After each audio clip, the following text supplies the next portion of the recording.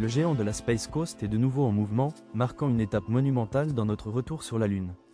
Au centre spatial Kennedy, en Floride, la fusée lunaire Artemis II, réparée, a entamé son voyage de 12 heures, sous le couvert de la nuit, vers son pas de tir.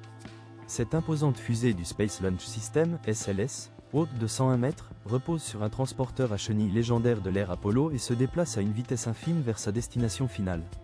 Bien que le déploiement ait été retardé de plusieurs heures en raison de vents violents le long de la côte, la mission reste sur la bonne voie pour une tentative de lancement historique le 1er avril. Il ne s'agit pas d'un simple test de routine, c'est le moment décisif qui enverra 4 courageux astronautes pour un voyage de 9 jours autour de la Lune et retour. Cela fait plus de 50 ans que des humains n'ont pas exploré l'espace lointain qui entoure notre plus proche voisine céleste, et la tension est à son comble alors que le compte à rebours commence. Le transporteur à chenilles est une merveille de mécanique, un vestige de l'âge d'or de la conquête spatiale, immortalisé à la télévision pendant des décennies et méticuleusement modernisé pour supporter le poids de la fusée la plus puissante jamais construite. Chaque pouce de progression vers le pas de tir témoigne du travail acharné de milliers d'ingénieurs qui ont œuvré jour et nuit pour réparer les systèmes et garantir la sécurité absolue de l'équipage. Les 4 personnes qui se préparent pour ce vol incarnent la diversité et l'ambition de l'humanité tout entière, prête à explorer le vide spatial et à capturer des images qui révolutionneront notre compréhension de la surface lunaire.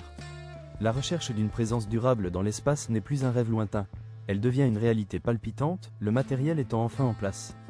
La mission visant à reconquérir notre place parmi les étoiles entre dans sa phase la plus critique, où chaque capteur et chaque conduite de carburant doivent fonctionner avec une précision absolue. Cette transition des essais au sol aux opérations de vol actives marque un tournant décisif pour la science internationale et l'avenir de l'exploration spatiale. Le monde entier a les yeux rivés sur les côtes de Floride, attendant que la situation se stabilise et que le dénouement de cette transition soit enfin révélé. L'enjeu de notre avenir spatial n'a jamais été aussi crucial, alors que la quête d'une nouvelle demeure parmi les étoiles entre dans sa phase la plus transparente et la plus exaltante. L'ère des missions terrestres est officiellement révolue, et le compte à rebours final de la mission lunaire est sur le point d'entamer sa phase finale. Chaque mouvement de la flotte et chaque décision prise au centre de contrôle des missions revêtent désormais un poids historique.